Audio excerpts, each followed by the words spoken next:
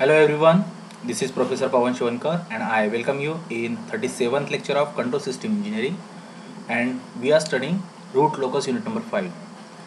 And in last lecture we have completed one numerical on root locus.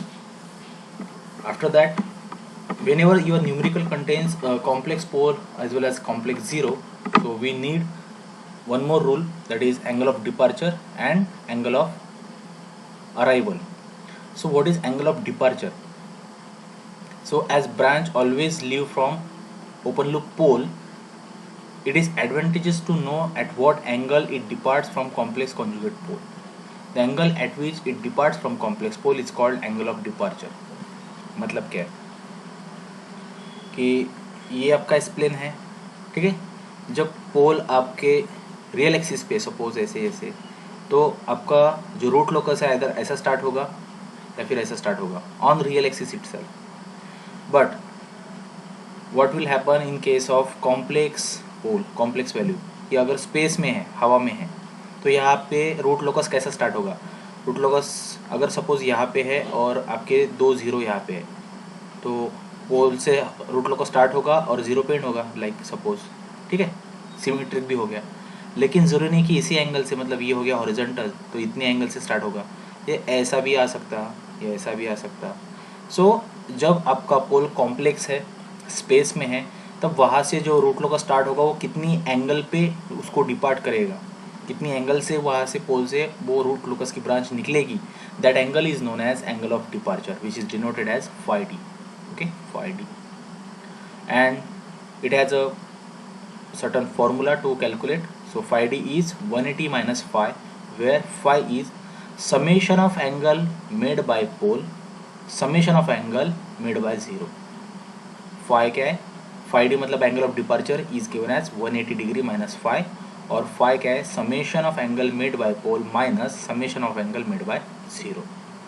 So summation of angle made by pole, contribution of the angles made by pole, and summation phi z, contribution of angle made by zero. Okay, तो इसको exactly numerical के साथ में पढ़ते हैं। तो suppose angle of departure कैसे निकालते हैं, तो ये याद रखो कि जब भी हमारे पास में कॉम्प्लेक्स पोल है, ओके, कॉम्प्लेक्स पोल है या कॉम्प्लेक्स जीरो है, तभी हम इस रूल, ये रूल यूज करेंगे, एंगल ऑफ डिपार्चर या फिर एंगल ऑफ अराइवल। तो एंगल ऑफ डिपार्चर और एंगल ऑफ अराइवल में एक ही डिफरेंस है। जैसे फाई डी है तो ये है 180 माइनस फाई, तो एंगल ऑफ डिपार्चर हो गया। अगर पोल है आपके पास में, मतलब ये आपका एस्प्लेन है, आपके पोल तो रियल एक्सिस पे सपोज, लेकिन ज़ीरो यहाँ पे स्पेस में, मतलब क्या है, हर बार पोल से रूट लोकस स्टार्ट होगा, स्टार्ट हो गया, ठीक है, सपोज यहाँ पे कोलिजन हो गया और रूट लोकस यहाँ पे एंड हो गया, ये दूसरा रूट लोकस ये आया, यहाँ पे एंड हो गया सपोज। तो ये जो स्पेस में आपका ज़ीरो है, तो रूट लोकस वहाँ पे कैसे आएगा? ऐसे आएगा, स्ट्रेट आएगा, घूम फिर के आएगा ऐसा। तो कितनी एंगल पे वो आ रहा है, ज़ीरो पे वो कितनी एंगल पे आ रहा है, क्योंकि रूट लोकस हमेशा पोल से स्टार्ट होता है और ज़ीरो पे एंड होता है। तो अगर पोल आपका स्पेस में है तो वहाँ से कितने एंगल पे रूट लोकस निकलेगा, तो एंगल डिपार्चर हो गया। अगर आपका ज़ीरो स्पेस में है, ज़ीरो हवा में है, वहाँ पे रूट लोकस को एंड होना है, तो कितनी एंगल पे वो एंड होगा ज़ीरो पे, अगर जो वो स्पेस में है तो वो हो गया एंगल ऑफ अराइवल। तो phi D is given as angle of departure and the formula is 180 minus phi, और फाई ए ये हो गया angle of arrival, formula has 180 plus phi.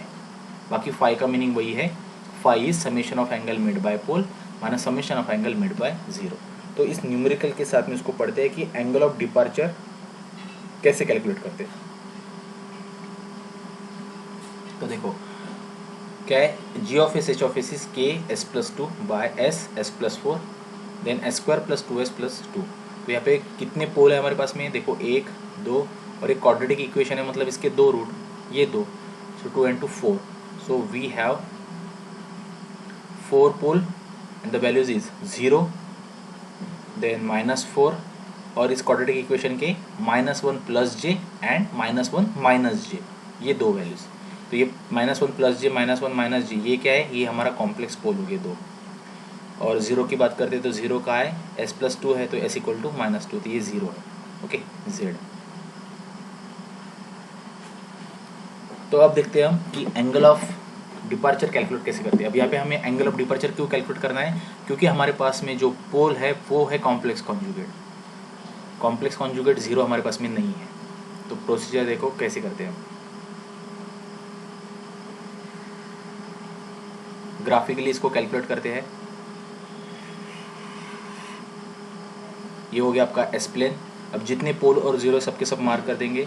पोल है आपका 0, देन -4, सपोज -1, -2, -3, सपोज यहाँ पे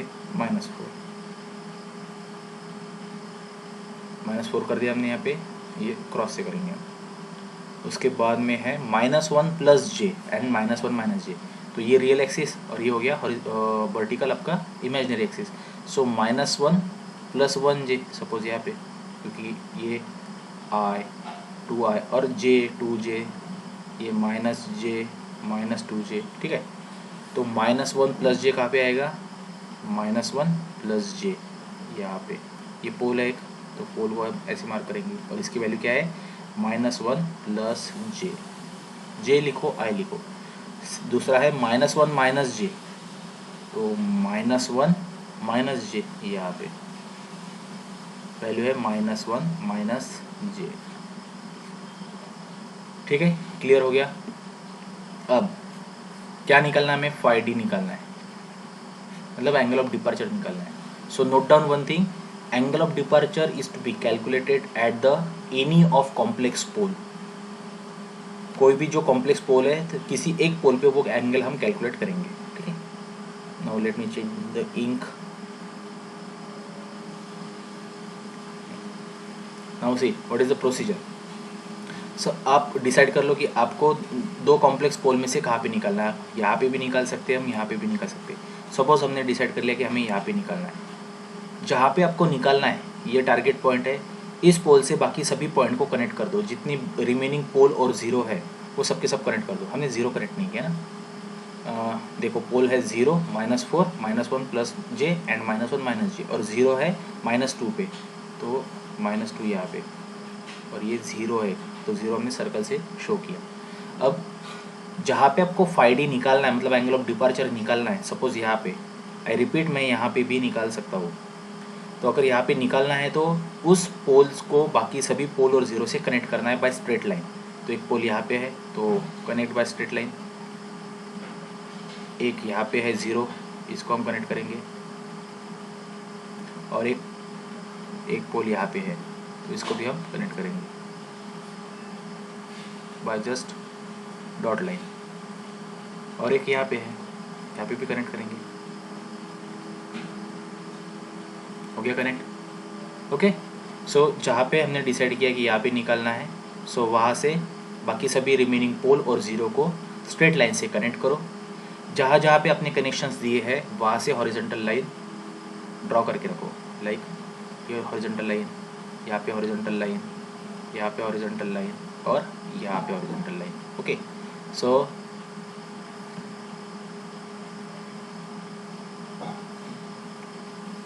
नाउ लुक दिस केयरफुली। हमने जो टारगेट पॉइंट था, ये टारगेट पॉइंट था हमारा। हमने यहाँ पे डिसाइड किया कि हमें ϕd यहाँ पे निकालना है। देन बाकी जितनी रिमेनिंग पोल और ज़ीरो है सबको हमने स्ट्रेट लाइन से कनेक्ट किया। जहाँ पे हमने कनेक्शन दिए सभी हमने स्ट्रेट लाइन ड्रॉ किए हॉरिजॉन्टल। तो स्ट्रेट लाइन जो ड्रॉ किए हमने, देखो ये जो कंप्लीट एंगल है ये सब के सब हमें काउंट करने हैं।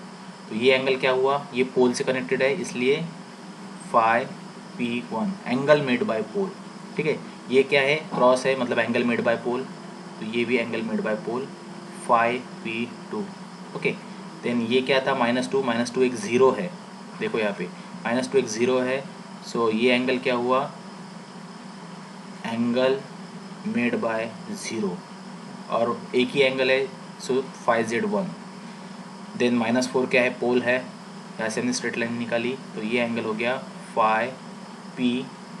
P1 हो गया, P2 हो गया, P3। क्लियर, समझ में आ गया। नाउ अब सब एंगल हम कैलकुलेट करेंगे।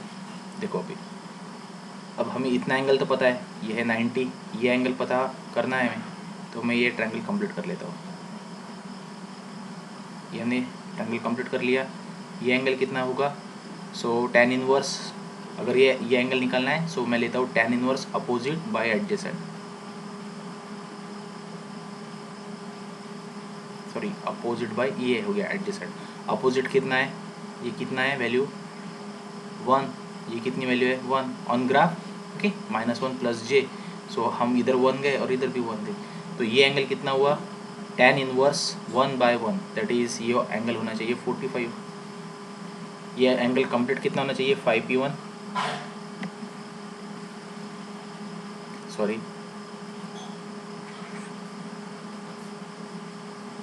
5p1, 5p1 होना चाहिए। देखो ये था 90 और ये हमने कैलकुलेट किया tan inverse opposite by adjacent, opposite is 1, adjacent is also 1, so 5p1 is 90 plus 45, that is 135। Secondly 5p2 तो क्लियर दिख रहा है, एग्जैक्टली इसके नीचे है, मैंने यहाँ से हॉरिजॉन्टल लाइन निकाली तो ये कितना 90 हो जाएगा, सो कैलकुलेट करने की ज़रूरत नहीं है, so 5p2 is 90। Okay then next 5p3 निकाल लेते हैं हम, 5p3, और 5p3 के लिए देखो कौन सा क्या एंगल, कौन सा ट्रायंगल कंसिडर करना पड़ेगा, बस इतना है ना, ये वाला ट्रायंगल, ये एंगल निकालना है हमें, angle, so tan inverse theta is equal to tan inverse opposite by adjacent, so देखो tan इनवर्स अपोजिट कितना है, अपोजिट ऊपर कितना गया 1, एडजेसेंट देखो कितना है, यहाँ हम कहाँ पे है, कौन सी वैल्यू पे है 4 पे है, और ये कितनी वैल्यू पे हम 1 पे है, मतलब ये डिफरेंस कितना हुआ 3, 0 1 2 3 होगा और ये 4, तो ये डिस्टेंस कितना हुआ, एडजेसेंट वैल्यू कितनी है 3,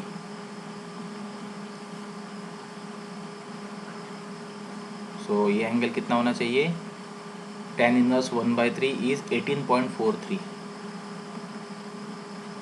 डिग्री, ये सब हम डिग्री में निकाल रहे हैं। ओके चलो 5p1 हो गया, 5p2 हो गया, 5p3 हो गया, नाउ कौन सा बचा, ये 5z1 बच गया, 5z1, सो 5z1 कितना आएगा, 5z1 ये एंगल है, मतलब ये ट्रायंगल हो गया फिर, है ना, ये एंगल निकालना है तो, so tan inverse theta is equal to tan inverse opposite by adjacent, so tan inverse opposite कितना है देखो 1 ही है, एडजेसेंट कितना है, यहाँ पे 1 था, यहाँ पे 2 है, मतलब कितना है 1/1, so simply tan inverse 1 is 45 degree.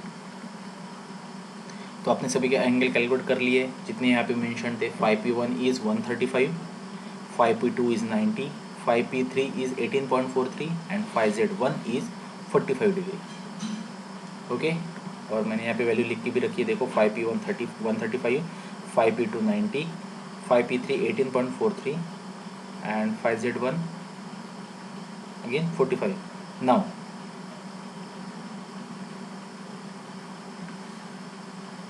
हमें क्या निकालना है, फाई डी निकालना है, फाई डी के लिए पहले फाई निकालना पड़ेगा, so phi is summation of angle made by pole minus summation of angle made by zero.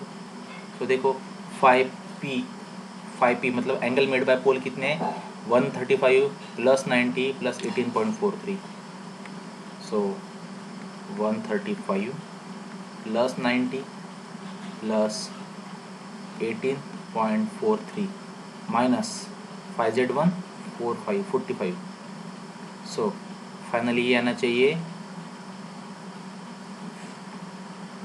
इतना बाय कैलकुलेशन सिंपली।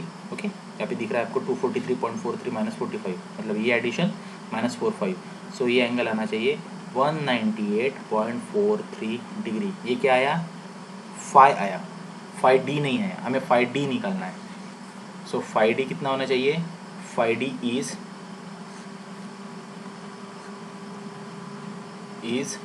180 माइनस 5, तो सिंपली 180 माइनस 198.43 तो माइनस आएगा, सो 180 माइनस 198.43, सो माइनस 18.43 डिग्री। मतलब जो एंगल अपने कैलकुलेट किया, कहाँ पे किया था, यहाँ पे हमने डिसाइड किया था। सो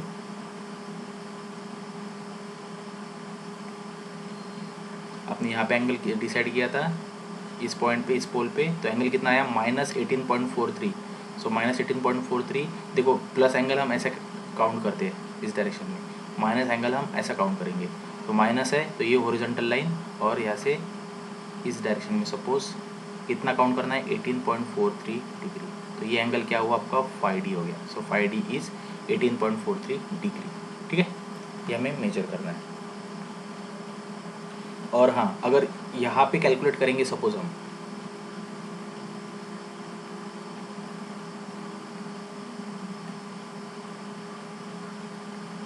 सपोज अगर हम यहाँ पे कैलकुलेट करते तो एंगल क्या आएगा, आंसर यही आएगा, बट वो पॉजिटिव आएगा, 18.43 आना चाहिए वहाँ पे।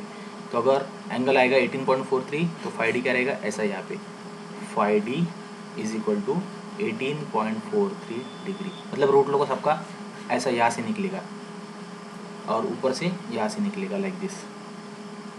क्लियर, 45 एंगल पे नहीं निकलेगा, इतने एंगल पे निकलेगा 18.43 जो हमने कैलकुलेट किया है वो। Okay, clear.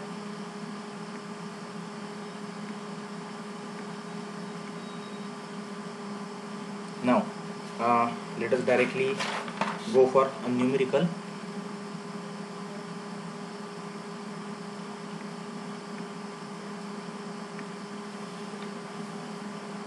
Suppose we have a numerical, sketch root locus for, sketch root locus for g of s into h of s equal to k by s in bracket s plus 2 plus 2j and s plus 2 minus 2j। Suppose ये numerical है।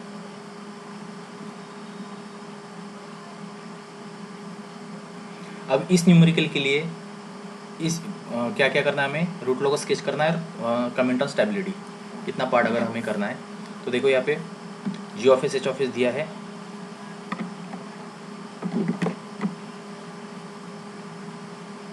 So step number 1,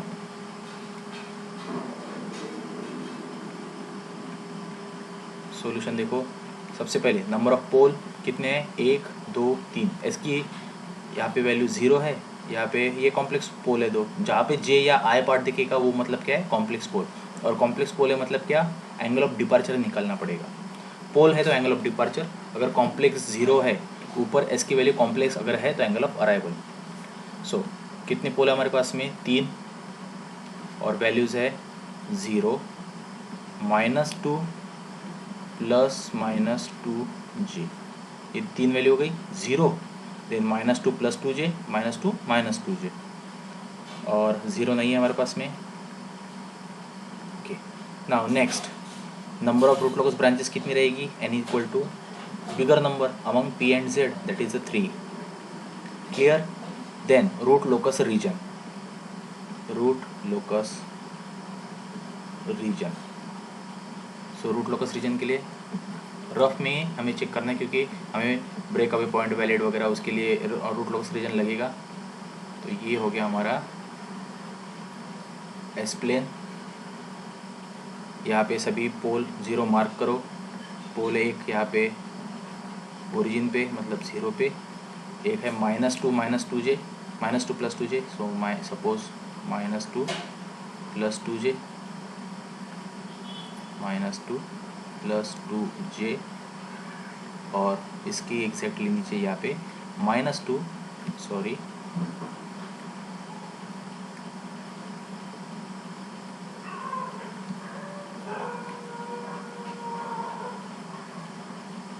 -2 -2j। तो ये हो गए पोल, 0 नहीं है, बस इतना ही रीजन हो गया। तो रीजन हो गया हमारा infinity to 0, 0 to minus infinity, बस ये दो ही रीजन हो गए। अब देखो रूट लोकस रीजन अगर हम चेक करेंगे तो इन्फिनिटी टू जीरो के बीच में कोई भी एक पॉइंट लिया और उसके राइट हैंड साइड में चेक किया तो कितने पोल और जीरो हमारे पास में अवेलेबल है, कुछ भी नहीं। So non root locus region. Okay, then between zero to minus infinity अगर हमने चेक किया, सो सपोज ये पॉइंट लिया उसके राइट हैंड साइड में अगर चेक किया तो कितने पोल है हमारे पास में, एक पोल है हमारे पास में। क्यों, ये दो पोल हमने काउंट किए क्या, नहीं। नेवर कंसिडर कॉम्प्लेक्स पोल और complex zero while checking for root locus region. So this is root locus. क्यों, क्योंकि नंबर ऑफ पोल एक ही है, एक is one is odd figure, तो ये हो गया आपका root locus region completely done. Now next part is asymptotes. So first of all, angle of asymptotes. Guys, one more thing, जो हमने लास्ट न्यूमेरिकल सॉल्व किया था, हाँ ये, तो यहाँ पे जो हमने एंगल ऑफ एसिम्पटोट निकाले थे, हाँ, तो जब हम क्यू की वैल्यू 2 पुट अप करते तो एंगल 270 नहीं आता है, वो आता है 300। So that is my mistake. Okay, whenever you get three values 0, 1, 2, you will get angles like 60, 180 and 300। इससे पहले भी जहाँ पे जब हमने रूल देखा था एसिम्पटोट वाला,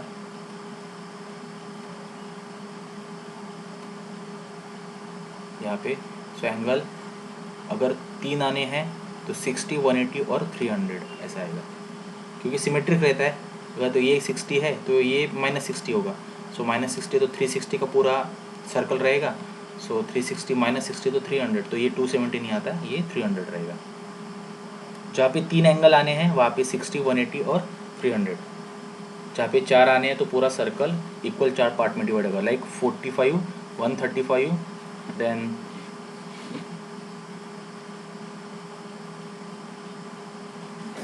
215 एंड समथिंग, देखते हैं उसको कैलकुलेट करेंगे।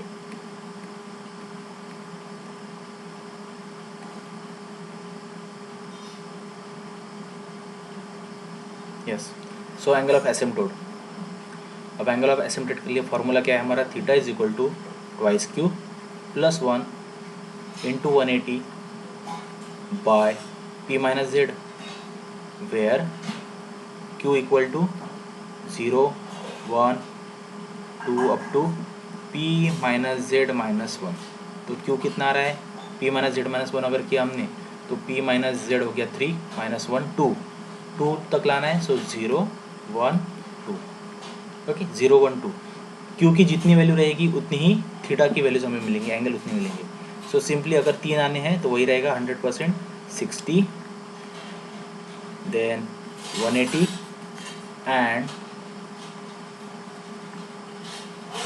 300, 60, 180, 300।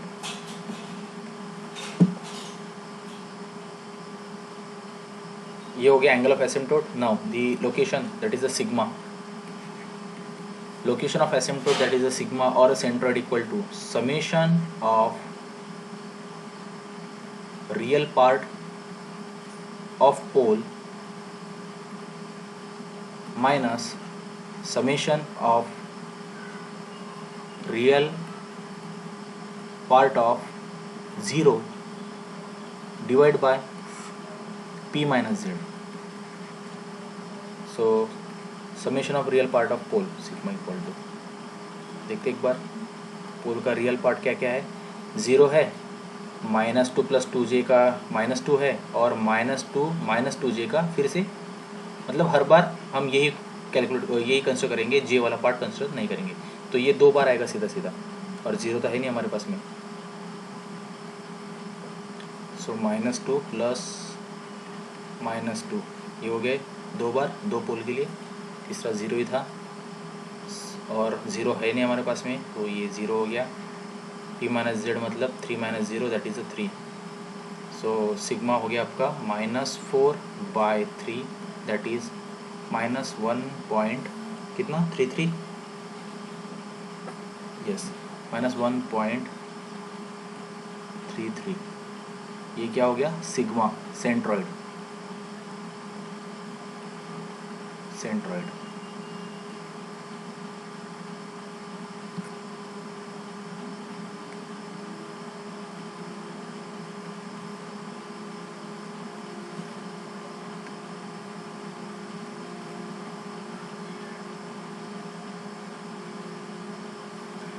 Now as angle of asymptote और लोकेशन ऑफ एसिम्पटोड हो गया, उसके बाद में है break away point. Break away point, अब ब्रेक अवे पॉइंट निकालना है नहीं निकालना है, इसका हम प्रेडिक्ट कर सकते हैं कि वहाँ पे निकालने की ज़रूरत है या नहीं।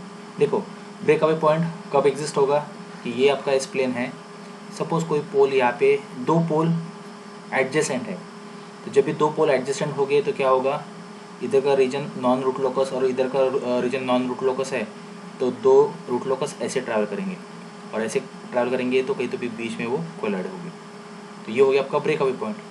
तो इस केस में देखो पोल यहाँ पे है और दो पोल ऊपर है स्पेस में, इसलिए फिर यहाँ पे कोलिजन नहीं होगा। ओके, मतलब यहाँ से जो रूट लोकस निकलेगा यहाँ से निकलेंगे, अगर दो पोल साइड बाय साइड अगर है तो उसी केस में वैलिड ब्रेक अवे पॉइंट मिलेगा। फिर भी still you feel any doubt difficulty कि नहीं पता चल रहा है, you can't predict whether the valid breakaway point exists or not, so just go with the procedure।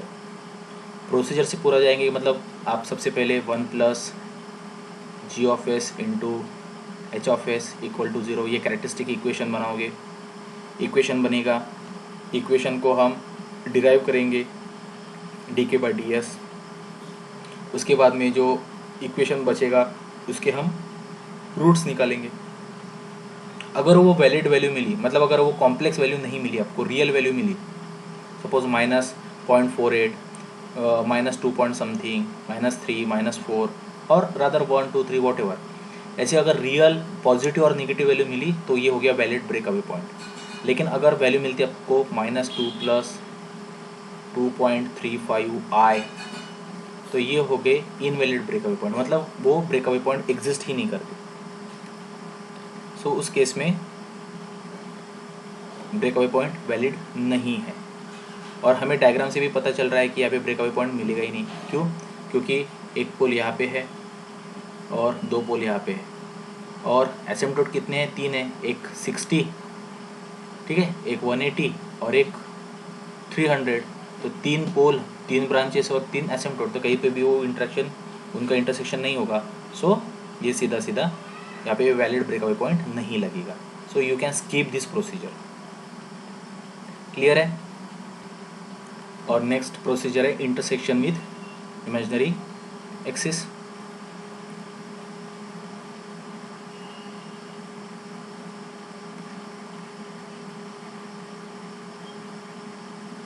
Intersection with imaginary axis के लिए क्या है, सीधा सीधा फिर से इक्वेशन कंसिडर करो, कैरेक्टरिस्टिक। तो कैरेक्टरिस्टिक की इक्वेशन अगर आपने यहाँ पे नहीं बनाया तो आपको बनाना पड़ेगा। Again 1 plus G of S H of S equal to 0, so 1 plus G of S into H of S equal to 0, put up all the values. 1 plus क्या है G of S H of S, थोड़ा critical है, K by S, S plus 2 S plus 2 minus 2j, so K by S, S plus 2 plus 2j and S plus 2 minus 2j equal to 0। इसको solve करेंगे तो हमें equation मिलेगा। उसके बाद में इंटरसेक्शन में क्या क्या प्रोसीजर है। Step number 1 characteristic equation, second equation होने के बाद में रूट्स एरे,